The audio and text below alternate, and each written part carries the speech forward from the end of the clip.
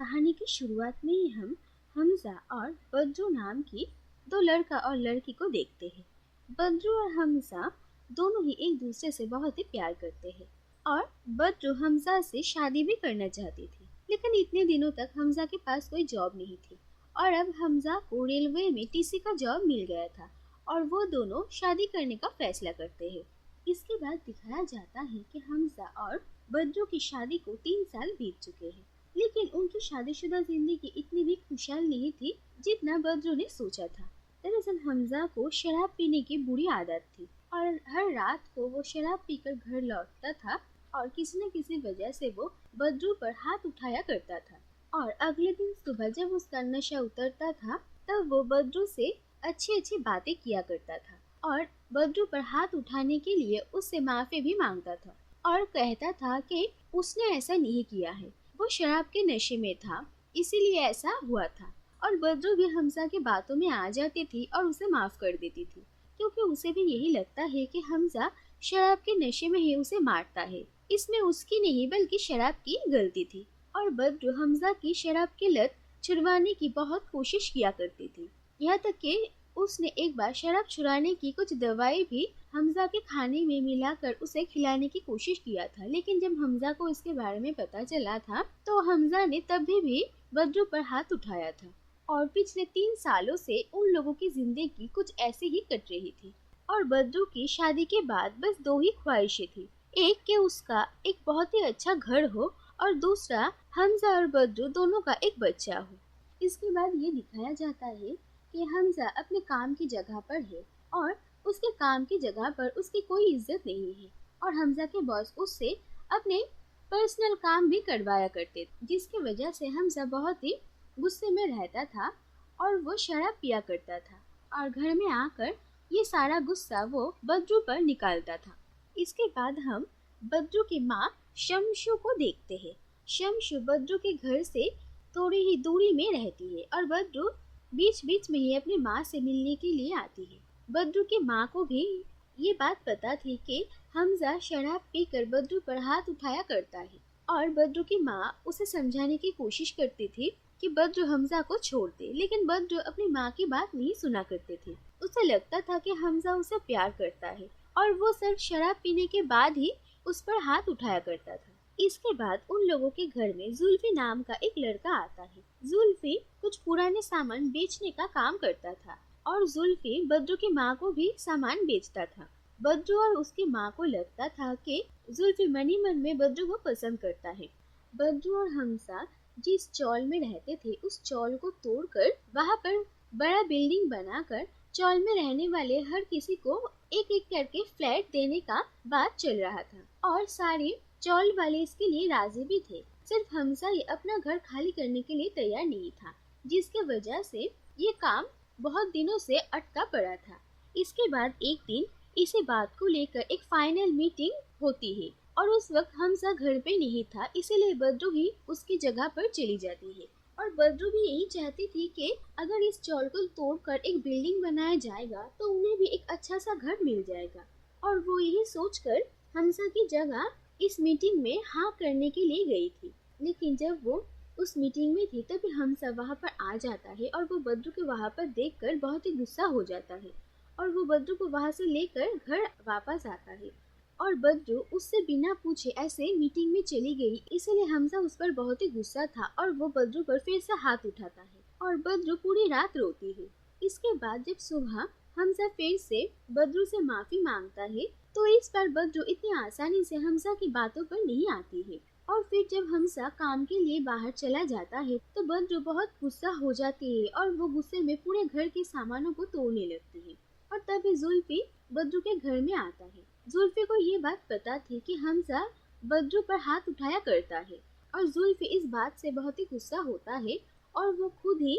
बद्रू को बिना बताए पुलिस स्टेशन चला जाता है और वहाँ पर एक पुलिस ऑफिसर की मदद से हमजा के खिलाफ कंप्लेन लिखवाता है और इसके बाद ही पुलिस स्टेशन में बद्रू को बुलाया जाता है और उसके साथ उसकी माँ भी वहाँ पर आती है और पुलिस ऑफिसर बद्रू और उसकी माँ को कहते हैं कि किसी ने हमजा के खिलाफ डोमेस्टिक वायलेंस का कंप्लेन किया है और अगर ये बात सच है तो बद्रू को हमजा के खिलाफ केस फाइल करना चाहिए। और बहुत सोचने समझने के बाद बद्रू भी हमजा के खिलाफ केस फाइल करने के लिए तैयार हो जाती है। और इसके बाद जब हमजा को अरेस्ट किया जाएगा तब हमजा बद्रू के सामने बहुत ही गिड़गिड़ाता है और वो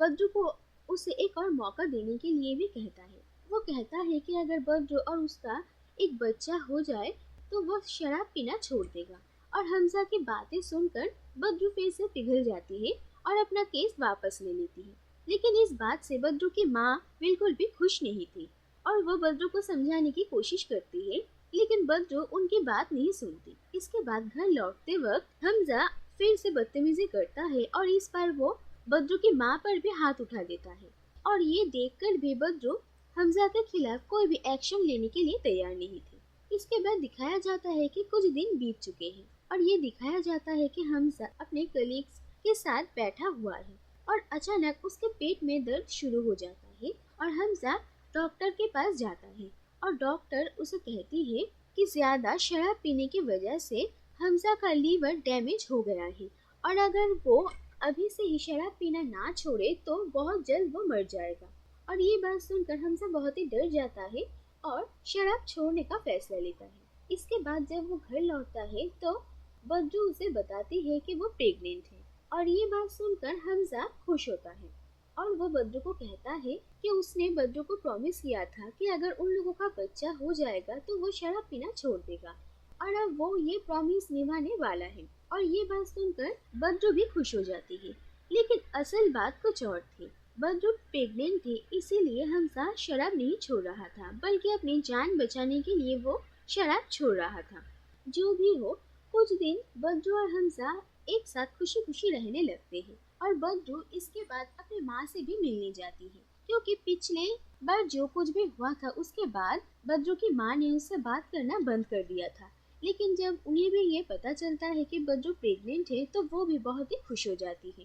दूसरी तरफ ये दिखाया जाता है कि हमजा बद्रू के साथ खुश तो है, लेकिन अंदर ही अंदर उसे ये बात खाई जा रही थी कि असल में उसके खिलाफ पुलिस में कंप्लेन किसने करवाई थी और वो इसी बात का जांच पड़ताल करने लगता है। और फिर उसे पता चलता है कि असल में जुल्फी ने ही पहले उसके खिलाफ डोमेस्टिक वायलेंस का कंप्लेन किया था। और ये बात जानने के बाद हमजा को बहुत ही गुस्सा आता है और वो जुल्फी से मिलने के लिए जाता है। हमजा को लगा था कि शायद जुल्फी और बद्रू के बीच कोई अफेयर चल रहा है और इसीलिए जुल्फी ने ऐसा किया है और वो जुल्फी से मिलकर अपना गुस्सा उतारता है। और इसके बाद जब वो घर लौटता है तब वो बद्रू पर फिर से हाथ उठाता है बिना ये सोचे समझे कि बद्रू प्रेग्नेंट है। और हमजा को लगता है कि शायद ये बच्चा भी उसका नहीं है और वो उसी वक्त बद्रू को उसका घर छोड़कर चले जाने के लिए कहता है और उसे सीढ़ियों से धक्का देकर नीचे गिरा देता है, जिसके वजह से बद्रू की तबीयत खराब हो जाती है।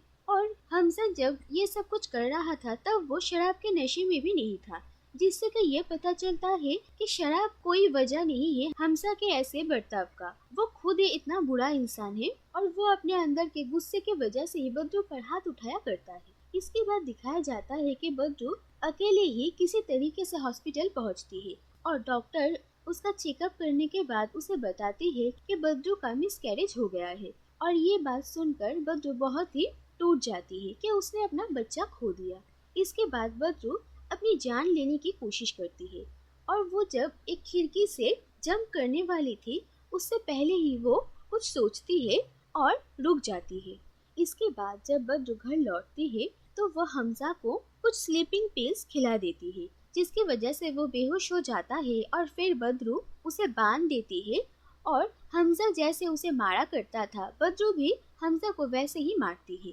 क्योंकि हमजा की वजह से ही बद्रू ने अपना बच्चा खो दिया है और अब हमजा के लिए उसके मन में सिर्फ नफरत है। इसके बाद बद्रू अपनी माँ को भी अपने घर में बुलाती है और बद्रू की माँ जब उसके घर में आती है तो वो ये सब कुछ देखकर बहुत ही हैरान हो जाती है। बद्रू की माँ को लगा था कि बद्रू हमजा को मारने वाली है, इसीलिए वो हमजा को मारने के बद्रू को बहुत सारी आइडियाज देती है, लेकिन बद्रू कहती है कि वो उसे मारना नहीं चाहती है बल्कि हमजा ने उसके साथ जो जो टॉर्चर किया है वो उसके साथ भी वैसा ही करेगी। इसके बाद दिखाया जाता है कि बद्रू की माँ की जान पहचान में एक आदमी है जिनका नाम है कासिम और उन्हीं से वो कुछ बेहोशी का दवाई लेकर आती है और वो हमजा को वही दवाई देती थी ताकि हमजा अपने होश में ना रह सके।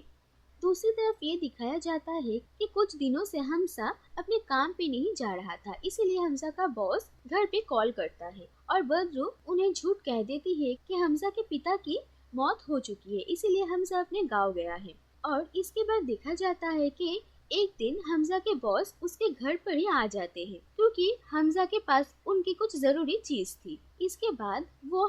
बद्रू और उसकी माँ को कहते हैं कि हमजा के पिता को मरे हुए कुछ साल बीत चुके हैं, तो अभी क्यों वो लोग उनसे झूठ कह रहे हैं। और इसके बाद कोई और रास्ता ना देखकर बद्रू हमजा के बॉस को हमजा के कमरे में लेकर जाती है और कहती है कि शराब पी पी कर हमजा का तबीयत बहुत ही खराब हो चुका है और हमजा ने ही अपने बॉस को ये झूठ बोलने के लिए कहा है क्योंकि वो कुछ दिनों तक ऑफिस नहीं जा सकता है। और ये बात सुनकर हमजा के बॉस भी मान लेते हैं। दूसरी तरफ बद्रू और उसकी माँ समझ जाती है कि ऐसे ज्यादा दिन नहीं चलने वाला है क्योंकि हमजा अगर बहुत दिनों तक लोगों के सामने नहीं आएगा तो सबको उन लोगों पर ही शक होने लगेगा। इसीलिए बद्रू और उसकी माँ फिर से पुलिस स्टेशन जाते हैं और हमजा की एक मिसिंग कंप्लेंट लिखवाते हैं।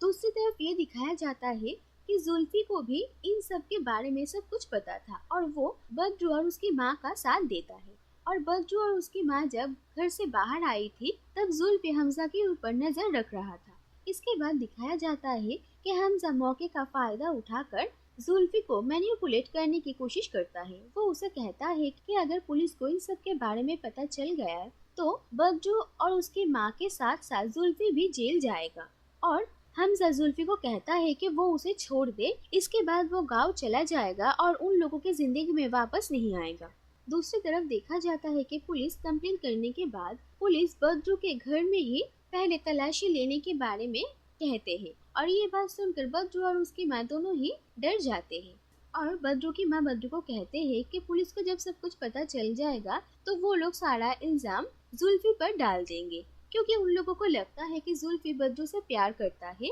और वो लोग कहेंगे कि उसकी इसे एक तरफा प्यार की वजह से उसने हमजा को ऐसे किडनैप कर लिया है। इसके बाद जब पुलिस हमजा के घर में पहुंचती है तो वो लोग वहाँ पर जुल्फी को देखते हैं, लेकिन हमजा वहाँ पर नहीं था क्योंकि जुल्फी हमजा की बातों में आ गया था और उसने उसे छोड़ दिया था।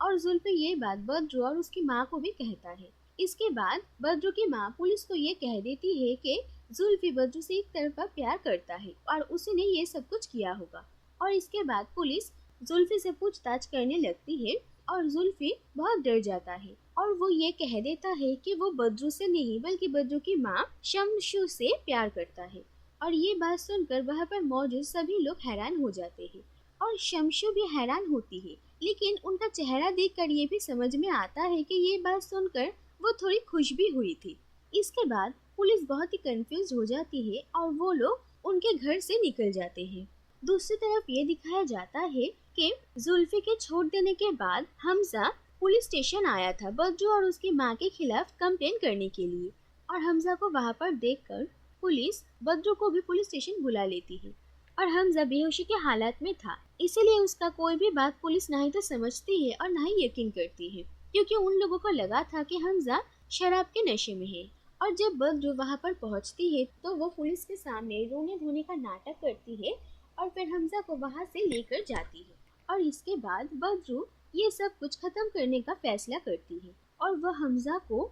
एक पेपर में कुछ बातें लिख कर देती है और कहती है कि उसे हूबहू ऐसे ही बोलना है। और बद्रू ये सारी बातें रिकॉर्ड करती है, जहाँ पर हमजा को ये कहना था कि वो शराब पीकर अपनी पत्नी बद्रू पर हाथ उठाया करता था और उसने उसे काफी टॉर्चर किया और अब वो बद्रू को मुक्ति देना चाहता है और उसकी जिंदगी से बहुत दूर चला जाएगा, यानी कि वो सुसाइड को इंडिकेट कर रहा था। इसके बाद बद्रू ये वीडियो हमजा के सोशल मीडिया अकाउंट में अपलोड कर देती है और इसके बाद जुल्फी बद्रू और बद्रू की माँ मिलकर हमजा को एक रेलवे ट्रैक में लेकर आते हैं और वहाँ पर उसे बांध देते हैं ताकि ट्रेन आने के बाद हमजा की मौत हो जाए। लेकिन ये सब कुछ करने के बाद अचानक बद्रू को कुछ ख्याल आता है और वो अपनी माँ को कहती है कि वो लोग जो कुछ भी कर रहे हैं वो गलत है क्योंकि वो भी हमजा की तरह ही बर्ताव करने लगी है और वो हमजा को मारना नहीं चाहती थी बल्कि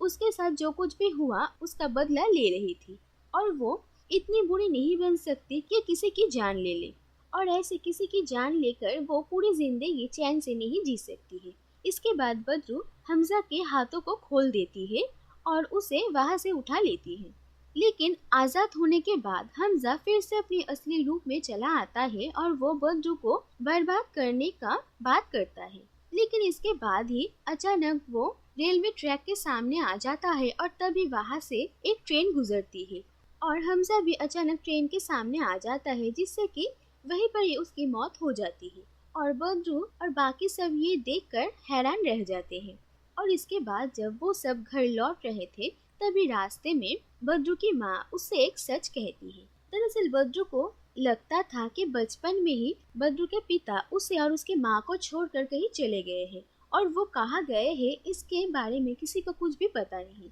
लेकिन बद्रू की माँ बद्रू से कहती है कि उसके पिता उन लोगों को छोड़कर कहीं गए नहीं थे, बल्कि बद्रू की माँ ने उन्हें मार डाला था। दरअसल बद्रू के पिता भी हमजा की तरह ही शराब पीकर बद्रू की माँ के ऊपर टॉर्चर किया करते थे और बद्रू के पैदा होने के बाद भी वो नहीं सुधरे थे। और इसके बाद एक दिन बद्रू की माँ से ये सब कुछ और बर्दाश्त नहीं हुआ था, जिसकी वजह से उन्होंने अपने पति को मार डाला था। और फिर वो अपने पहचान वाले कासिम भाई के पास जाती है और कासिम भाई बद्रू के पिता के बॉडी को ठिकाने लगाने में उनकी मदद करते हैं। जिसके बाद बद्रू की माँ पुलिस में अपने पति के मिसिंग कंप्लेन लिख पाती है। लेकिन पुलिस को कभी भी उनके बारे में कुछ भी नहीं पता चला था। और इसके बाद बद्रू की माँ बद्रू से कहती है कि हमजा के साथ जो कुछ भी हुआ उससे बहुत पहले ही बद्रू ने उसकी असलियत को समझा और उसे छोड़ दिया था और उसका ये फैसला बिल्कुल सही था। दूसरी तरफ ये दिखाया जाता है कि हमजा के सोशल मीडिया अकाउंट में वो वीडियो और हमजा की ऐसे मौत दोनों को मिलाकर पुलिस को लगा कि हमजा ने शायद गिल्ट में आकर सुसाइड कर लिया है और फिर वो लोग इस केस को क्लोज कर देते हैं। इसके बाद देखा जाता है कि कुछ वक्त बीत चुका है और बद्रू पूरे शहर में घूमती है, फिल्म देखती है, जो सब कुछ वो हमजा के साथ भी किया करती थी। लेकिन अब वो खुश है क्योंकि उसे पता था कि बद्रू अपनी जिंदगी में अकेली तो है, लेकिन बद्रू आजाद थी और अपने आने वाली जिंदगी को और भी बेहतर बनाने के लिए वो आगे बढ़ती है। और इसी के साथ ही ये कहानी खत्म हो जाती है।